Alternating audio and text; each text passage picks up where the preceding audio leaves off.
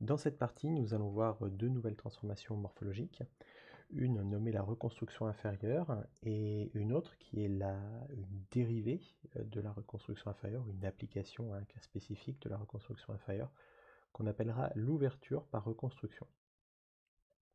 Alors tout d'abord, on va commencer par quelques définitions. Et la première, c'est la dilatation conditionnelle. Donc la dilatation conditionnelle, c'est une transformation qui prend trois entrées. Tout d'abord, deux images, une image I, une image M qui est en général une image de marqueur, donc une image binaire, ou en tout cas l'image I qui a subi un filtrage, et un élément structurant E. Et la dilatation conditionnelle de l'image de marqueur M par E est restreinte à I, c'est simplement dilater M, donc l'image de marqueur ou l'image filtrée, dilater cette image M par E, et ensuite faire le minimum pixel à pixel avec l'image I. Alors un exemple, donc si l'élément structurant E est un segment, I est donc l'image ici en indé montrée en bleu, l'image M est l'image montrée en rouge, donc vous voyez c'est une image de marqueur ici, quasiment tout est à 0 sauf certains pixels qui sont une valeur élevée. Donc la dilatation conditionnelle de M par E restreinte à I, c'est dilater M par E, voilà le résultat, et ensuite on fait un minimum pixel à pixel. Donc tout ce qui dépasse, tous les pixels qui dépassent la valeur de I, on les ramène à la valeur de I. Voilà. On voit qu'ainsi le résultat de la dilatation épouse les contours de l'image I. Alors cette transformation, on peut l'itérer, on peut la répéter plusieurs fois. Donc on notera avec une puissance cette itération, donc ça veut dire qu'on dilate M par E, et on fait un minimum pixel à pixel avec I, le résultat on le redilate par E, et on refait un minimum pixel à pixel avec I, puis on recommence n fois. Et ça nous amène donc à la définition de la reconstruction inférieure, la seconde définition de ce slide. La reconstruction inférieure, c'est l'itération à l'infini de cette dilatation. Donc de prendre M, de dilater par E, de faire un minimum par I, le résultat on le redilate par E, on fait un minimum par I, le résultat on le redilate encore par E, on fait un minimum avec I, etc. etc. Et en fait, on va répéter cette dilatation, en fait, pas une infinité de fois, on la répète jusqu'à stabilité. C'est-à-dire que dès que, à un moment donné, lorsque l'on dilate et que l'on fait le minimum, on voit qu'on a le même résultat qu'à l'étape précédente, eh bien on peut s'arrêter, puisque ça veut dire que l'on va tout le temps rester à la même valeur. Alors cette reconstruction inférieure, qu'est-ce qu'elle donne sur une image binaire? Eh bien si on considère à gauche l'image I, binaire, et l'image M suivante au milieu, donc ce sont des pixels blancs qui sont dans le rectangle, quelques-uns dans le triangle et d'autres dans la petite ligne courbe. Si on fait cette dilatation conditionnelle, on voit en fait que l'on récupère les composantes connexes. Donc là, on a utilisé gamma 8 pour notre dilatation. Donc on récupère les composantes 8 connexes de l'image I qui possède des pixels blancs dans l'image M. Donc cette reconstruction inférieure sur une image binaire, ça nous permet de récupérer les composantes connexes de l'image I qui possèdent les pixels P allumés blancs dans l'image M. Et ici, ce sont les composantes 8 connexes parce qu'on a utilisé gamma 8 pour notre dilatation. Donc déjà, sur une image binaire, cette reconstruction inférieure a cette propriété, c'est que si on considère que I est une image binaire et P, c'est simplement un seul pixel blanc de I, et M est une image binaire où juste M de P vaut 1, donc tout vaut 0 sauf le pixel P qui vaut 1, eh bien la reconstruction inférieure de je récupère juste ici, voilà, la reconstruction inférieure de M restreinte à I à l'aide de gamma 4, c'est-à-dire cela, c'est une image binaire où seule la composante 4 connexe de I qui contient P apparaît. Et ensuite, la reconstruction inférieure de M restreinte à I à l'aide de gamma 8, c'est une image binaire où seule la composante 8 connexe, donc le morceau de I 8 connexe contenant P apparaît. Donc ça nous permet de récupérer des composantes connexes, cette reconstruction inférieure, lorsqu'on l'utilise sur une image binaire. Alors maintenant, sur une image en niveau de gris, qu'est-ce que ça donne? Alors on imagine l'image I suivante, qui est donc une image 1D en bleu. L'image M est en rouge, donc c'est une image de marqueur, mais aussi une image en niveau de gris. Et ce que l'on fait, c'est que l'on dilate M par l'élément structurant E, qui est un tout petit segment. On dilate M par E, puis on fait un minimum avec I, puis on redilate le résultat par E, et on refait un minimum avec I, etc., jusqu'à stabilité. Qu'obtient-on? Bien, voilà le résultat. On voit que M se propage, se dilate à l'intérieur de I, en restant toujours sous I, et la dilatation continue jusqu'à stabilité du résultat qui est atteinte ici.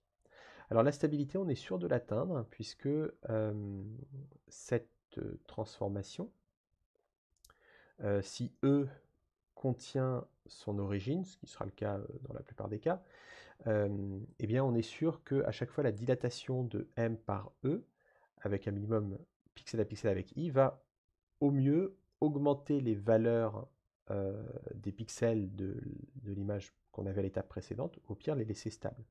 Donc on est sûr que les pixels augmentent ou restent stables. S'ils restent tous stables, c'est qu'on a atteint la stabilité et on peut s'arrêter.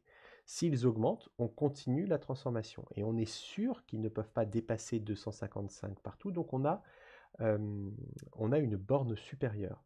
Donc c'est une transformation croissante avec une borne supérieure. On est sûr qu'à chaque étape, au moins un pixel change de valeur, sinon on a atteint la stabilité. Donc on sait qu'on va atteindre la stabilité à un moment donné. Par contre, ça peut être plus ou moins long d'atteindre cette stabilité. Donc c'est une transformation qui est un peu coûteuse en temps de calcul. Alors ici, un point important, c'est que comme c'est une dilatation, eh bien, lorsque les deux fronts que l'on voit de M se rencontrent ici, voilà, ils se rencontrent, eh bien, comme c'est une dilatation, c'est le maximum qui l'emporte, donc c'est le front le plus haut qui l'emporte sur le front le plus bas. Alors en 2D, qu'est-ce que ça donne? Voilà l'image I à gauche, et l'image M est une image de marqueur où quelques pixels situés vers la droite de la branche de I sont allumés. Donc on va montrer à droite chaque étape de calcul, donc chaque dilatation et minimum à chaque étape. Voilà, donc on voit les dilatations qui se font avec le minimum. On voit comme un front de propagation, c'est-à-dire une information qui se diffuse. Donc ça, ce sont toutes les dilatations minimum qui se font les unes après les autres et que l'on a mis dans un fichier vidéo. Et on continue jusqu'à stabilité. Voilà, on a atteint la stabilité du résultat. Alors, on peut en fait interpréter ce résultat de façon assez simple. Et on se rend compte que la reconstruction inférieure, dans ce cas, est assez élégante. Alors, la reconstruction inférieure, c'est une transformation, comme on a vu, qui prend 3 entrées. Une image I, qui est celle avec laquelle on fait le minimum. Une image M, qui est une image de marqueur. En général, c'est vraiment soit un marqueur spécifique de points qui nous intéressent dans l'image I, ou alors c'est le résultat d'un filtrage de l'image I. Et enfin, un élément structurant E. Et on obtient un résultat S à cette reconstruction inférieure. Et bien en fait, le résultat S de la reconstruction inférieure possède les mêmes montagnes que l'image de marqueur M aux mêmes emplacements. C'est-à-dire que S aura des montagnes aux mêmes emplacements que M, mais elle possédera le même aspect, le même relief, la même allure que l'image I. Donc S est un mix entre l'image I qui possède une allure qui nous intéresse, une information importante, et l'image M qui en général est un filtrage de l'image I et qui, elle, possède des montagnes certainement moins nombreuses ou placées à des endroits intéressants. Et donc S fait un mariage entre ces deux informations, entre le relief de I, qui est l'allure de l'image, et les montagnes de M, qui sont en général des points spécifiques qu'on a filtrés ou obtenus manuellement. Alors on peut le voir ici dans l'exemple qu'on avait vu précédemment.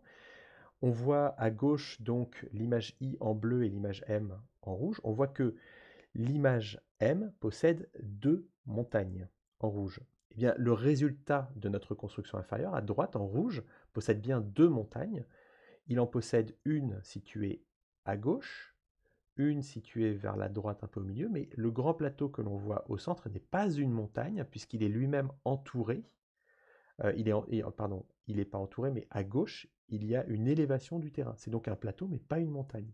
Donc ce résultat possède bien 2 montagnes qui sont situées aux endroits où étaient les montagnes de M initialement. Donc S fait bien un mélange entre, un mélange entre l'image M, puisqu'on récupère les mêmes montagnes que M, 2 montagnes aux mêmes emplacements, et I, puisque le résultat a la même allure, le même aspect, le même relief que l'image I sur la plupart des pixels.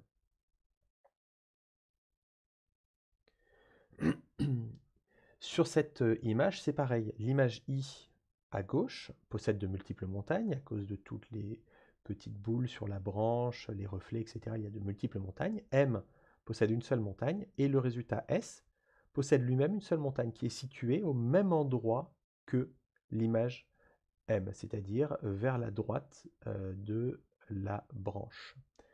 Et on voit par contre que le résultat S a un aspect similaire à I. On retrouve la branche, mais avec des niveaux de gris différents, pour faire en sorte que cette image n'est qu'une seule montagne. On peut le vérifier en vous regardant l'image en 3D. Voilà, donc l'image S en 3D. On voit qu'elle possède une seule montagne qui est localisée donc sur la fin de la branche. Tout le reste sont tout le reste on peut partir de cette montagne et aller sur tous les autres pixels en descendant. On n'a pas un sommet qui remonte et qui ferait une autre montagne. Même en bas, tous ces petits sommets que l'on voit qui donneraient l'impression d'avoir des petites montagnes sont en fait tous connectés entre eux. Et on ne peut pas vous dire que ce sont des montagnes, puisqu'on peut partir de ce sommet de montagne et descendre à n'importe quel autre point de l'image sans avoir à remonter. Il n'y a donc qu'une seule montagne dans cette image. Alors, fort de cette définition, on peut définir l'ouverture par reconstruction. Et l'ouverture par reconstruction, c'est simplement dire qu'on va faire une reconstruction inférieure, mais l'image M qu'on utilisera, l'image de marqueur, sera le résultat de l'ouverture de l'image I par un élément structurant E. Donc cette transformation, elle prend 3 entrées. Cette fois-ci, donc toujours l'image I, mais cette fois-ci, pas de marqueur M. Elle prend un élément structurant E avec lequel on fera l'ouverture et un élément structurant F avec lequel on fera la reconstruction. Et donc sa définition, c'est on fait l'ouverture de I avec l'élément structurant E, et cette image est utilisée pour faire une reconstruction restreinte à I à l'aide de l'élément structurant F. C'est donc la reconstruction inférieure, simplement l'image M, c'est le résultat du filtrage de I par une ouverture. En général, l'élément structurant F utilisé pour la reconstruction, et cela vaut pour l'ouverture par reconstruction tout comme la reconstruction inférieure, en général c'est un élément structurant de voisinage, c'est-à-dire soit gamma 4, soit gamma 8.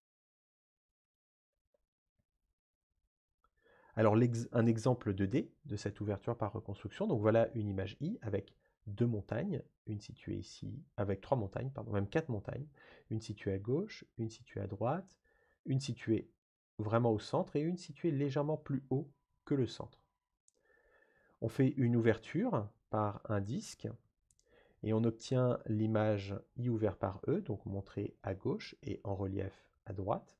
Cette ouverture ne possède qu'une seule montagne. Cette image, pardon, ne possède qu'une seule montagne. Cependant, elle n'a pas le même aspect que l'image I. On voit que c'est un cercle en plein centre. Or, l'image I n'était pas un cercle en plein centre. En plein centre, on avait un cercle avec 2 ailettes, en haut et en bas. Et bien, en faisant une reconstruction de l'image de cette ouverture restreinte à I, avec un élément structurant de voisinage comme gamma 4, on obtient le résultat montré en bas. C'est une image, on peut le vérifier sur la représentation en relief. C'est une image qui ne possède aussi qu'une seule montagne, tout comme l'image I ouverte par E, tout comme le résultat de l'ouverture donc. Elle ne possède qu'une seule montagne, mais par contre, elle a vraiment le même aspect que I. c'est-à-dire on récupère la forme centrale avec les ailettes. On ne récupère pas les deux montagnes situées aux deux coins, mais on récupère donc la forme qu'il y avait dans l'image I. Voilà, donc l'ouverture filtre l'image et la reconstruction permet de récupérer l'aspect de l'image, mais en conservant l'information de filtrage, donc la localisation des montagnes. Un exemple 2D, donc on imagine cette image d'une plaquette de médicaments avec du bruit-sel, et on veut se débarrasser du bruit-sel. Ce que l'on va faire, c'est tout d'abord une ouverture pour se débarrasser du bruit-sel, puisque le bruit-sel, ce sont des toutes petites montagnes très petites, donc une toute petite ouverture suffira, voilà, avec 2 gamma 8, ça suffit à retirer les petits points blancs. Cependant, on voit que l'on a perdu une information d'aspect d'image assez importante. On voit que le résultat est assez dénaturé. On voit le carré utilisé pour l'ouverture s'imprimer dans le résultat. On voit que l'image a été assez dénaturée par le filtrage. En faisant une reconstruction de l'ouverture dans l'image d'origine, on récupère une image qui est beaucoup plus fidèle à l'image d'origine par rapport à l'ouverture. L'image de droite est beaucoup plus fidèle à l'image de gauche que n'est l'image du milieu. Cependant, cette image à droite, elle, a été filtrée. On n'a plus les parasites blancs, on n'a plus les montagnes. Donc cette ouverture par reconstruction, elle va casser un problème de l'ouverture qui est le fait qu'on dénature l'aspect de l'image. Avec la reconstruction, la phase de reconstruction après l'ouverture, eh bien, on récupère un aspect plus fidèle à l'image d'origine, mais on garde le filtrage que l'on a fait. Cependant, elle est plus coûteuse en temps de calcul, puisqu'il faut le temps que l'information se propage dans l'image. Dans la plupart des images, cette dilatation conditionnelle ne prend pas beaucoup d'itérations pour se faire, mais il peut y avoir des cas où la dilatation se fait. Alors, ce n'est pas la dilatation qui prend du temps à se faire, pardon, c'est le temps pour atteindre la stabilité. En général, est assez rapide, mais il peut y avoir des cas où il va prendre du temps. Donc, cette ouverture par reconstruction est plus coûteuse qu'une simple ouverture en temps de calcul. Cependant, les résultats sont plus intéressants. Voilà pour ce chapitre sur l'ouverture par reconstruction. Alors, on passe maintenant à la reconstruction supérieure et la fermeture par reconstruction. Donc, ce chapitre est très similaire, ces transformations sont très similaires à la reconstruction inférieure et l'ouverture par reconstruction, si ce n'est que l'on va faire des érosions, des minimums et des fermetures.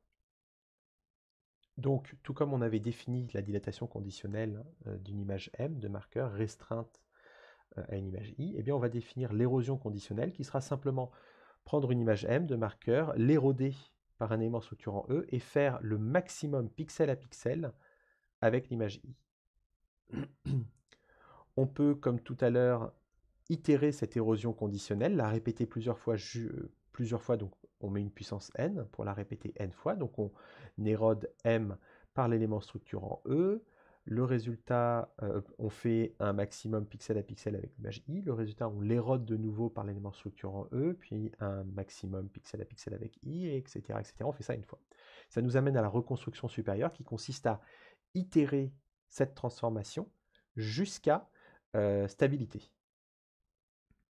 Donc ici, c'est ce que l'on met, hein. On érode M par E, on fait le maximum pixel à pixel avec I, et on répète à l'infini, donc jusqu'à ce que l'on ait à 2 étapes consécutives le même résultat. Et là, on peut s'arrêter. Alors un exemple ici, l'image M, c'est une image toute blanche, avec simplement 2 pixels qui n'apparaissent pas ici, mais sur les bords, 2 pixels qui sont noirs situés aux extrémités. Et l'image I, c'est le profil bleu. Voilà. Donc le résultat, voilà le résultat de la reconstruction supérieure. On érode à chaque étape et on fait un maximum, donc on ne va jamais en dessous de l'image I. Comme c'est une érosion que l'on fait quand deux fronts se rencontrent, c'est le plus bas qui l'emporte, puisque c'est un minimum que l'on fait pour l'érosion. Et on continue jusqu'à stabilité. Et on obtient ici donc la stabilité. Alors on peut faire un exemple 2D ici sur la même idée. Une image M qui est un cadre noir, c'est-à-dire seuls les pixels situés sur les bords sont noirs, tout le reste est blanc. Et on va montrer étape par étape les différentes érosions avec le maximum pixel à pixel par rapport à l'image I. Voilà donc le résultat qui se construit jusqu'à stabilité. Donc on n'a toujours pas atteint la stabilité, on continue. Il y a des pixels qui changent de valeur et là on a atteint la stabilité. Donc cette transformation, là on a utilisé gamma 4 pour faire notre érosion. Cette technique ici, le fait d'utiliser comme image M une image toute blanche, eh bien, ça permet de boucher les trous, les canyons de l'image, puisqu'on voit que l'image ici n'a plus aucun canyon. Les fossés, les parties noires que l'on voit en bas du résultat, ne peuvent pas être considérés comme des canyons puisqu'ils sont ouverts sur le bord de l'image. Donc, on ne peut pas dire que ce sont des canyons, parce que pour que ce soit un canyon, il faut que ce soit, enfin plutôt un fossé. Pour que ce soit un fossé, il faut que ce soit entouré de pixels de valeur plus haute. Or là, ils ne sont pas complètement entourés, puisqu'ils touchent les bords, et sur les bords, eh ben, on n'a pas l'information.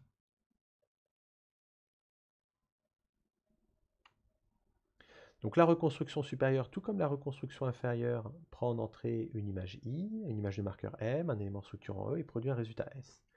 Ici, on peut aussi en faire donc une interprétation comme on avait fait pour la reconstruction inférieure. Le résultat S possède les mêmes canyons que l'image de marqueur M, aux mêmes endroits, seulement elle possède le même aspect que l'image I. On voit par exemple ici que l'image M possédait deux canyons, c'était les deux pixels qu'on ne voyait pas mais qui étaient à 0 sur les deux extrémités de l'image. Et on voit que le résultat S eh bien, possède aussi deux canyons, deux fossés. C'est celui représenté là. Alors c'est vrai qu'il touche le bord, donc on ne peut pas vraiment dire que c'est un canyon, à ce moment-là, tout comme on ne pouvait pas dire que les deux pixels étaient vraiment des canyons sur les côtés, mais si on imagine que ce sont des canyons, on voit bien qu'on n'a que deux canyons, un situé là, puis on monte, on atteint une montagne, et on redescend, et on a un canyon situé là. Donc on a bien deux canyons situés aux mêmes endroits que l'image M, dans le résultat S. Cependant, le résultat S a un aspect très fidèle à l'image I, puisqu'il suit les contours de l'image I. Sur l'exemple 2D, c'est pareil. L'image M, donc on va dire qu'elle n'avait aucun canyon, ou alors qu'elle avait que des canyons situés sur le bord de l'image, si on considère que les pixels noirs sur le bord de l'image sont des canyons. Le résultat S a un aspect très similaire à l'image I, puisqu'on revoit les pistes électroniques. Cependant, elle ne possède aucun canyon, ou en tout cas si elle possède des canyons, ils sont situés, ils touchent le bord de l'image aussi. Donc elle possède autant de canyons que l'image M situés aux mêmes endroits. Par contre, elle possède le même aspect que l'image I. Donc la reconstruction supérieure, elle fait la même chose que la reconstruction inférieure, mais elle agit cette fois-ci sur les canyons. Alors on peut définir la fermeture par reconstruction, qui est simplement de dire que l'on va prendre l'image F qu'on va prendre comme image M de marqueur pour la reconstruction supérieure. Eh bien, on prend comme image de marqueur la fermeture de notre image I par un élément structurant E. Donc finalement, cette fermeture par reconstruction se définit très similairement à l'ouverture par reconstruction. On prend l'image I, on calcule sa fermeture par un élément structurant E pour filtrer des éléments. On obtient ainsi, pour filtrer des canyons, on obtient ainsi des canyons comme il nous faut aux endroits qui nous intéressent. Et cette image, on l'utilise comme un marqueur pour faire une reconstruction restreinte à I, ce qui nous permet d'obtenir un résultat similaire à l'image I, mais avec le filtrage des canyons. On utilisera très souvent comme élément structurant de reconstruction, donc pour F, un élément structurant de voisinage, c'est-à-dire gamma 4 ou gamma 8. Et donc la fermeture par reconstruction possède trois entrées aussi, mais cette fois-ci une image, I, et deux éléments structurants, E et F. E sert à faire la fermeture de I, et F sert à faire la reconstruction. Voilà un exemple de fermeture par reconstruction, donc la même image que précédemment, mais avec un bruit poivre. Si on fait une fermeture par 2 gamma 8, on se débarrasse du bruit poivre, parce que le bruit poivre, ce sont des tout petits canyons, des tout petits fossés éparpillés dans l'image. Si on fait une fermeture, ça permet de faire disparaître ces fossés, mais on voit qu'on a dénaturé l'image, puisqu'on voit l'élément structurant vraiment s'imprimer dans l'image. Et si on fait une phase de reconstruction, donc on reconstruit l'image I, qu'on fait une reconstruction pardon, de cette fermeture restreinte à l'image I, eh bien on récupère le résultat à droite qui possède le même filtrage que l'image du milieu, c'est-à-dire qu'elle n'a pas le bruit le bruit poivre, pardon, puisque donc elle a les mêmes fossés que l'image centrale. On s'est débarrassé du bruit poivre, mais par contre, elle a un aspect beaucoup plus fidèle à l'image de départ que ne l'avait la simple fermeture. Donc la fermeture, comme on avait dit, elle dénature l'aspect de l'image, mais avec une reconstruction, on récupère l'aspect fidèle à l'image de départ. Mais avec tout de même le même filtrage que n'avait opéré la fermeture. Par contre, en temps de calcul, c'est un peu plus coûteux. Voilà tout ce qu'il y avait à voir sur l'ouverture par reconstruction et la fermeture par reconstruction, en tout cas ces filtres par reconstruction.